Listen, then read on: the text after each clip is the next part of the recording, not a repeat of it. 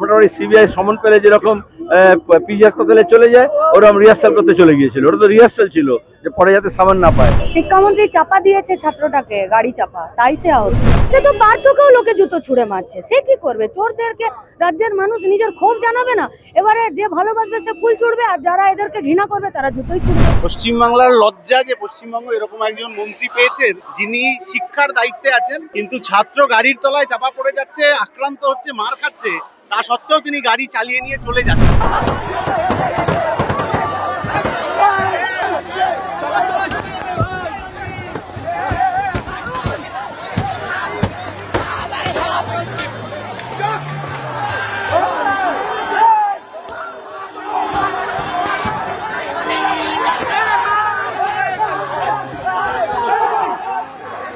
গতকাল যাদবপুরে যে রণক্ষেত্র চিত্র আমরা দেখতে পেলাম, গাড়ির তলায় একজন ছাত্র, কি বলবেন সে বিষয়ে? আসলে তাই হয়, পুরনো কথা ছিল না, লেখাপড়া ঘরে ঘরে যে গাড়ি চাপা পড়েছে, পরিবর্তন মনে হচ্ছে উল্টোটা হয়েছে। এবং সেখানে দাঁড়িয়ে দেখা যাবে কার গাড়ি, গাড়িতে কে চেপেছিল, সে কি অবস্থায় ছিল, তাহলে বোঝা যাবে প্রকৃতস্থ ছিল না অপ্রকৃতস্থ ছিল। পুলিশের উচিত ছিল তাকে ধরে নিয়ে গিয়ে তার টেস্ট করা, যেরকম রাস্তার মনে মনে দেখে সে মাতাল কিনা, কি মদ খেয়েছে, চুল্লু খেয়েছে না গাঁজা খেয়েছে, তাহলে বোঝা যেত। নাহলে কোনো গাড়িকে কখনো কেউ ছাত্রের উপর চালিতে পারে না। এভাবে বিজেপির নেতার ছেলেকে আমরা দেখেছিলাম লখিমপুর খেরিতে কৃষক আন্দোলনের সময় কৃষকদের উপরে কিরকম গাড়ি চাপিয়ে দিয়ে হত্যা করেছিল। এই একই কথা, তৃণমূল বিজেপির কাছে ট্রেনিং নিয়েছে, আরএসএস এর কাছে ট্রেনিং নিয়েছে, আর তারই প্রদর্শন তারা এখানে করেছে। এটা ক্ষমতার দম্ভের প্রদর্শন। কি প্রমাণ আছে? কে দেখেছে নিগ্রহ করেছে? গাড়ির নিচে ইন্দ্রানুজ আছে, সবাই দেখেছে। ছাত্র 4 জন আহত হয়েছে, সবাই দেখেছে।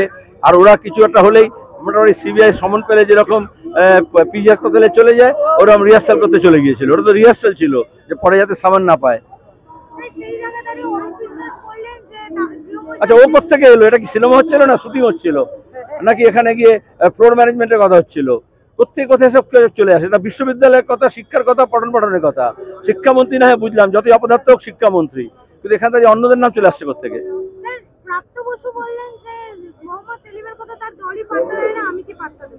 দেখতে পাচ্ছ তুমি কাদের মধ্যে আছি, আর ব্রাত্য বসু কাদের নিয়ে থাকেন। তো কথা বললাম যে আগে দেখা উচিত ছিল সে প্রকৃতস্থ কিনা। এবার থেকে কারোর বাইক নেওয়ার আগে তোমরা একটা মেশিন নিয়ে যাবে, দেখবে নিঃশ্বাস নিতে বলবে, তাহলে বুঝতে পারবে কতটা মাল খেয়েছে।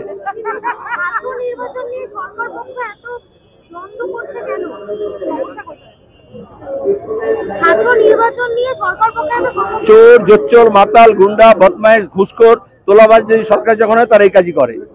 দিদি, গতকাল আমরা যাদবপুর ক্যাম্পাসে যে রণক্ষেত্র চিত্র দেখতে পেলাম, শিক্ষামন্ত্রীর গাড়ির তলায় একটি ছাত্র, সে এখন গুরুতরভাবে আহত, কি বলবেন সে বিষয়ে?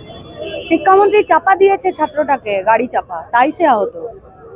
ছাত্ররা নির্বাচন চাইছে, কিন্তু সেই জায়গায় দাঁড়িয়ে তো অরূপ বিশ্বাস বললেন যে তৃণমূল চাইলে 1 মিনিটের মধ্যে যাদবপুর দখল করতে পারে, মুখ্যমন্ত্রীর আদর্শের জন্য তারা দখল করছে না। তৃণমূলের আবার আদর্শ? তিনি তো বললেন মুখ্যমন্ত্রী তাদের গণতন্ত্র শিখিয়েছে। জেলে বসে আছে সব। দিদি, আমরা যেটা দেখতে পাচ্ছি, এই যে শিক্ষামন্ত্রীর কাছে তো ছাত্ররা অভিযোগ করবে, এটা স্বাভাবিক, তিনি না শুনে এইভাবে গাড়ি চাপা দিয়ে চলে তো অপরাধ।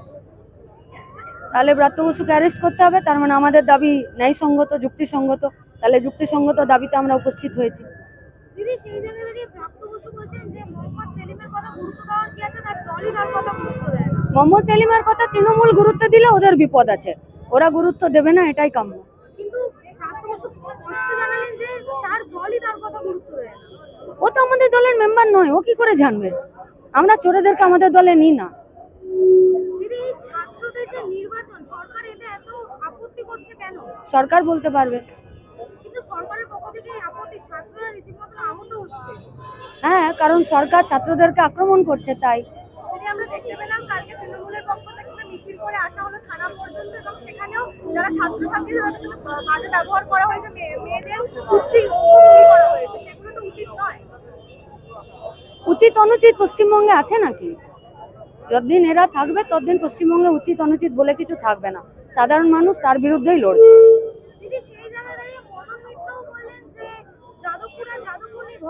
এবারে যাদবপুর নিয়ে মদন মিত্রও কিছু বলবে, মুশকিল বটে।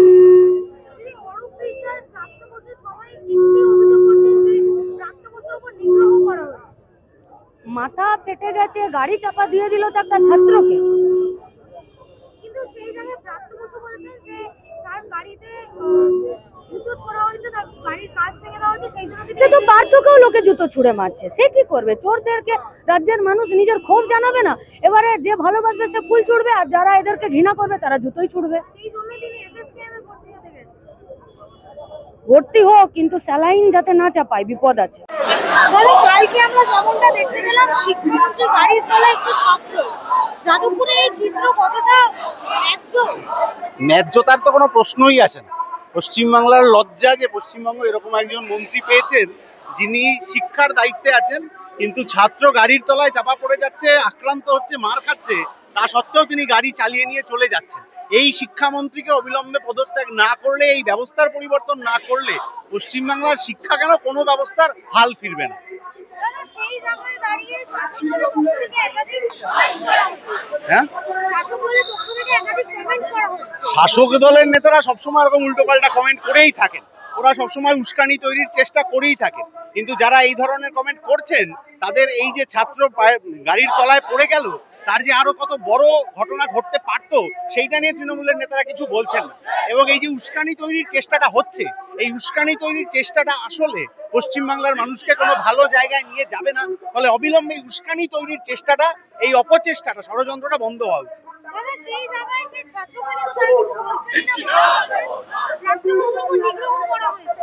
কোনো নিগ্রহই হয়নি, কারণ যদি নিগ্রহ হতো তাহলে নিশ্চয়ই টিভি মিডিয়ায় তার প্রমাণ ইত্যাদি থাকতো। কথাটা হচ্ছে যে কোনো নিগ্রহের প্রশ্ন নেই। ছাত্ররা তাদের গণতান্ত্রিক দাবি নিয়ে কথা বলতে গেছিল, উনি অগণতান্ত্রিক, উনি গণতন্ত্র মানেন না, ওই জন্যে ছাত্রদের ওপর গাড়ি চালিয়ে চলে গেলেন। এই অগণতন্ত্রের উদাহরণ, এই স্বৈরাচারের উদাহরণ পশ্চিমবাংলা আগে কখনো দেখেনি। এবং যারা এই ঘটনা ঘটালেন তাদেরকে অবশ্যই গণতান্ত্রিক ভাবে রাজ্যের সাধারণ মানুষ যেরকম আজকে প্রতিবাদে পথে নেমেছেন, গোটা রাজ্য জুড়ে এই প্রতিবাদ হবে। তাহলে সেই জায়গায় বললেন যে 1 মিনিটের মধ্যে চাইলে যাদবপুর দখল করতে পারে। এইরকম 2011 সালের পর থেকে, আগে থেকে এই ধরনের ঘটনা প্রচুর ওরা বলেছেন। এর আগে জঙ্গলমহলে 250 কর্মীদের খুন করেছেন, কিন্তু তাও বামপন্থাকে মুছে ফেলা যায়নি। এরকম ডায়লগ দিতে পারেন, কথা বলতে পারেন, উস্কানি তৈরি করতে পারেন, কিন্তু বামপন্থীদেরকে মুছে ফেলতে পারবেন না।